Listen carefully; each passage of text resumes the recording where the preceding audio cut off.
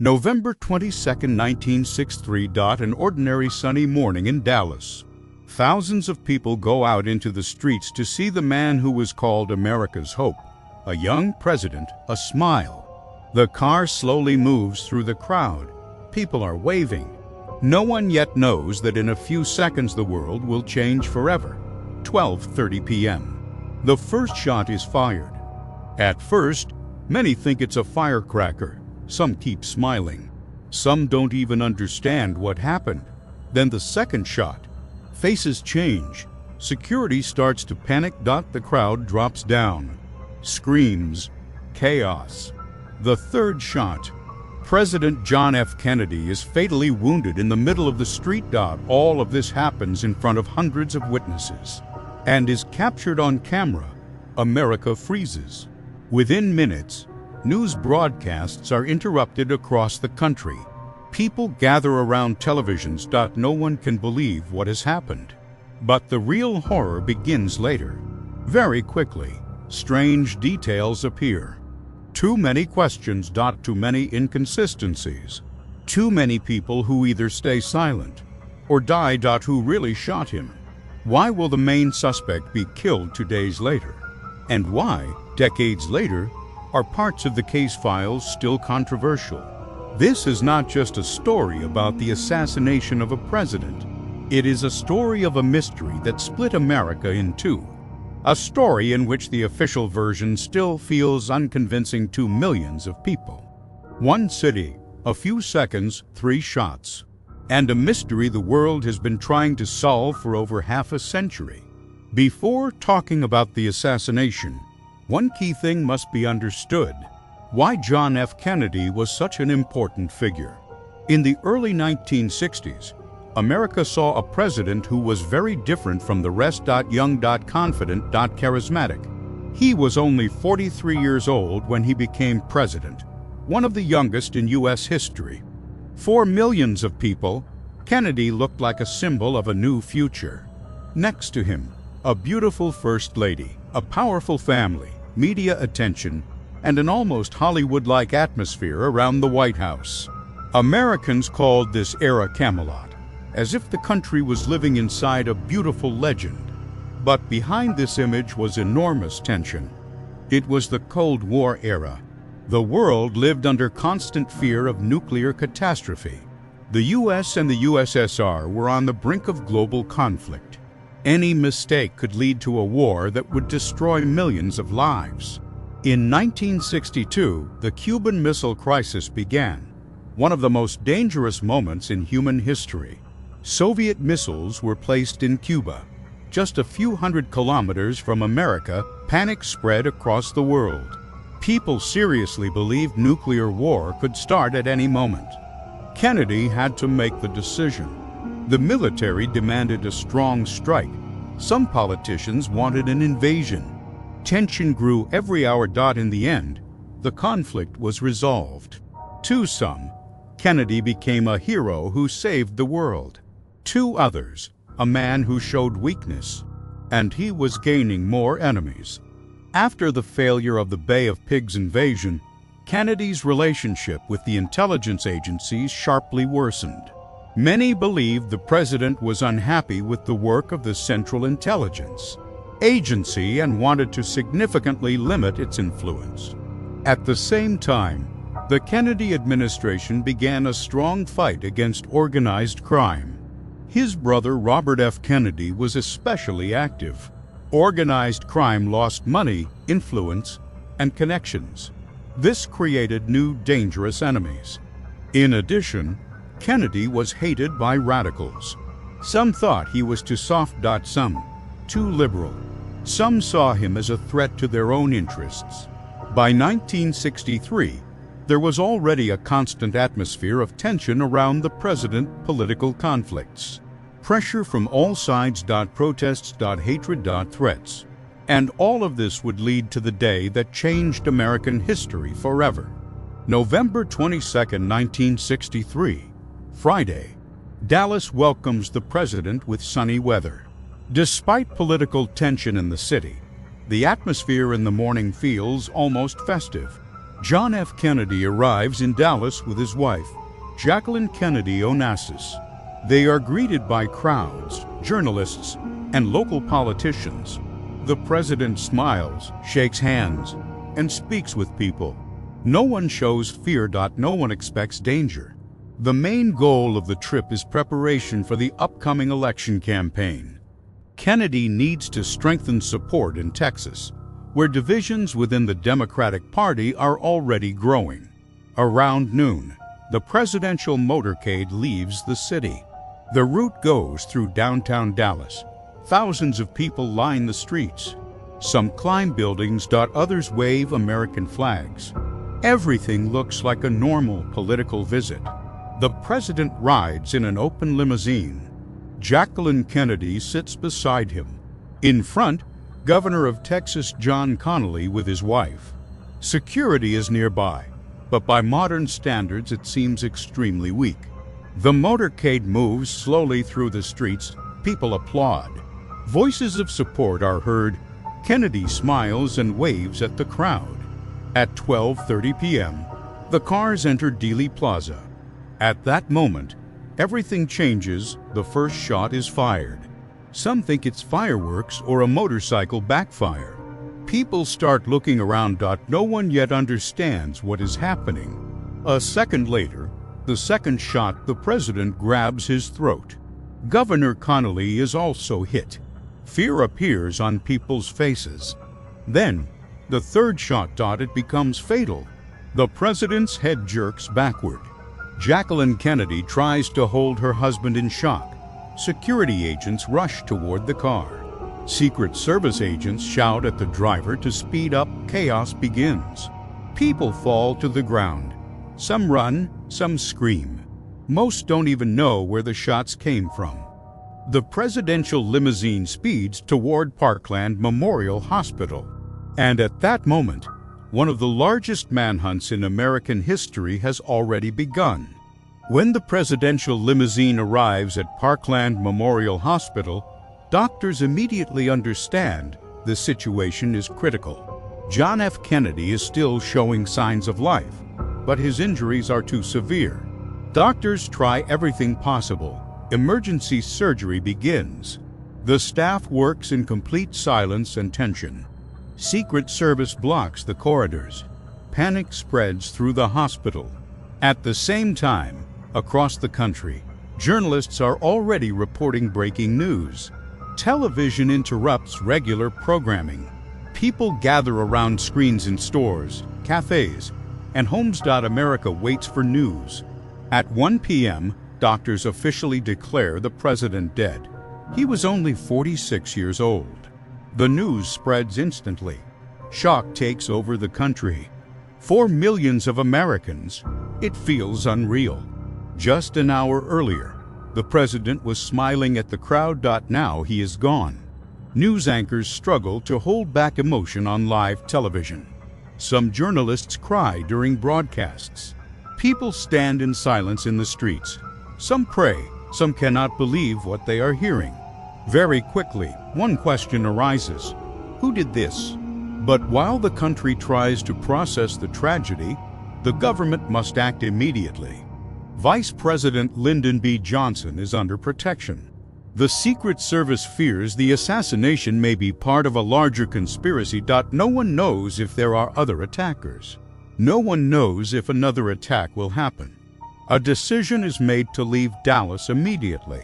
Kennedy's body is taken aboard the presidential aircraft. And inside Air Force One, a historic moment takes place. In the cramped cabin, Lyndon Johnson is sworn in as president.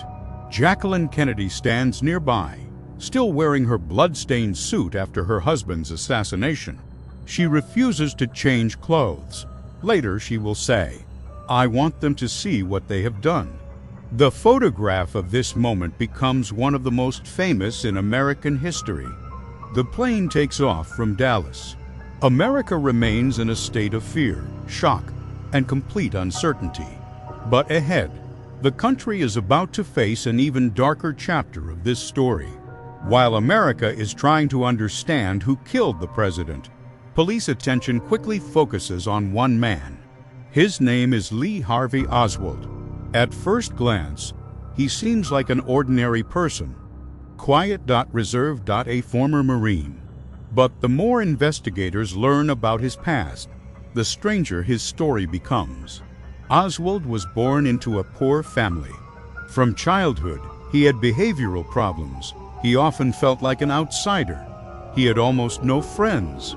Teachers and acquaintances recalled that he constantly talked about politics and believed he was special. Later, he joined the United States Marine Corps. There, Oswald learned how to shoot and gained experience with weapons. But even among soldiers, he remained a loner. And then something happened that shocked American intelligence agencies. In the middle of the Cold War, Oswald unexpectedly left for the Soviet Union. For an American at that time, this looked almost like treason. He publicly declared that he wanted to renounce his U.S. citizenship. Soviet authorities closely observed him but later allowed him to stay. Oswald lived in the USS for some time, worked there and met his future wife, Marina Oswald Porter. But life in the Soviet Union quickly disappointed him. A few years later, he returned to the United States. And here the story becomes even stranger. American authorities allowed a former Marine who had lived in the USSR during the Cold War to return home quietly, without serious consequences, without a major investigation. For many, this seemed suspicious. Some later began to ask, why did intelligence agencies let a man with such a past return so easily? By 1963, Oswald was living an unstable life. Constant financial problems, family conflicts, political obsession, strange behavior. He supported radical ideas, was interested in Cuba, and openly sympathized with communism. At the same time, people described him as someone who was constantly angry at the world. A few weeks before the assassination, Oswald got a job at the Texas School Book Depository building. According to the official version, the fatal shots were fired from there.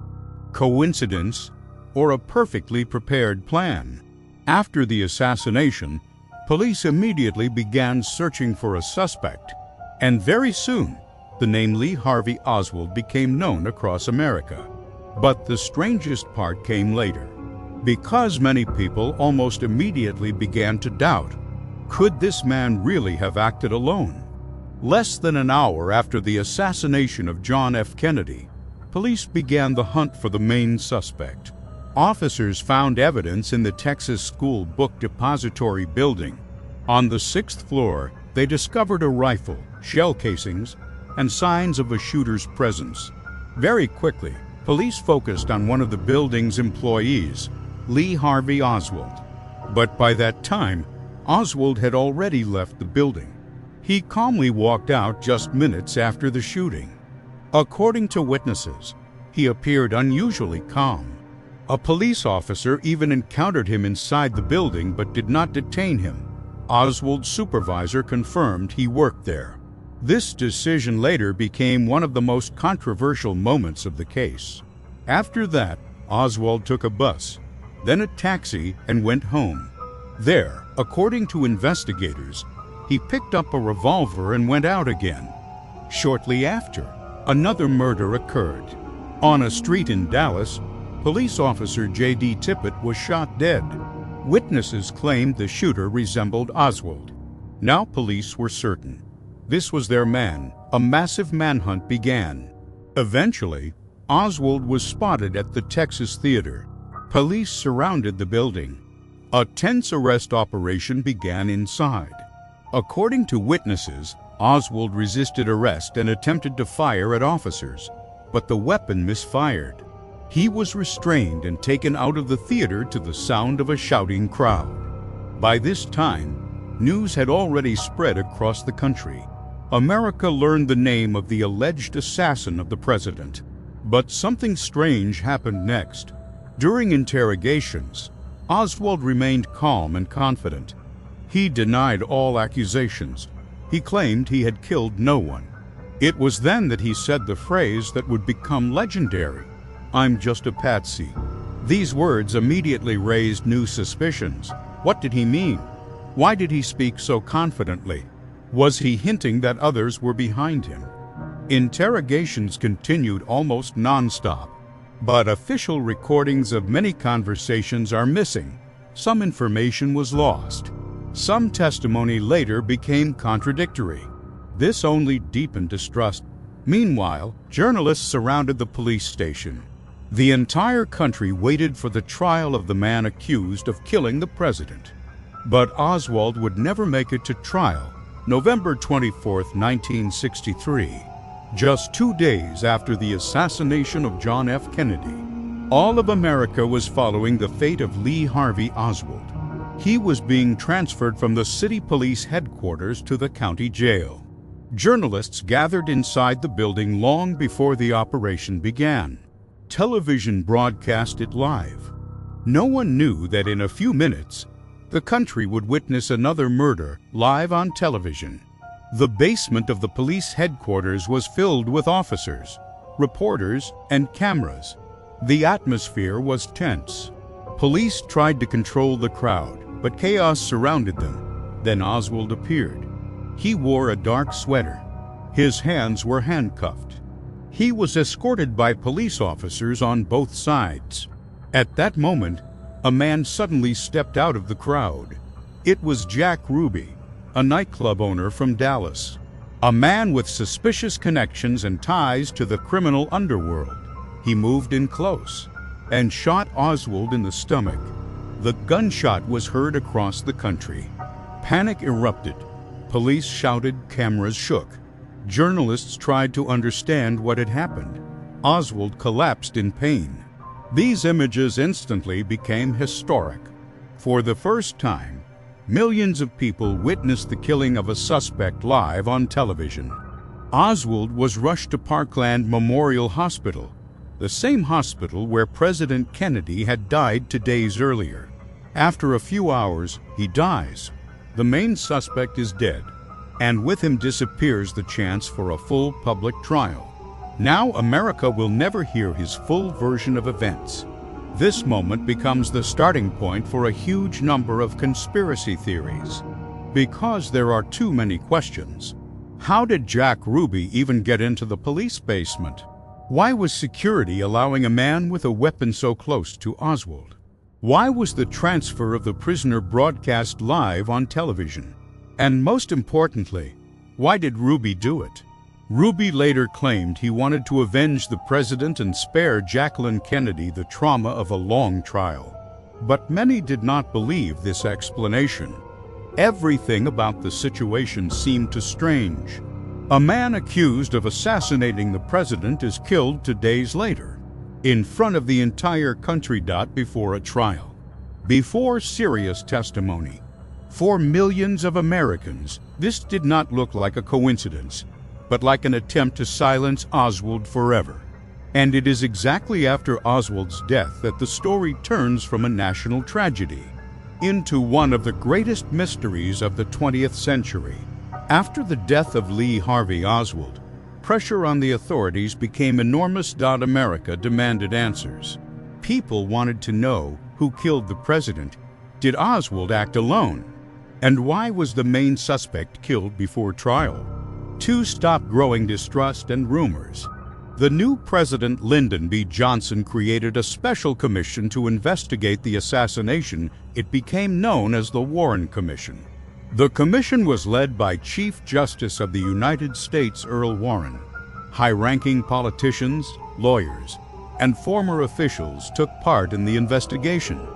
For months, the commission reviewed thousands of documents, interviewed witnesses, and analyzed evidence. In the end, the official conclusion was made. Lee Harvey Oswald acted alone.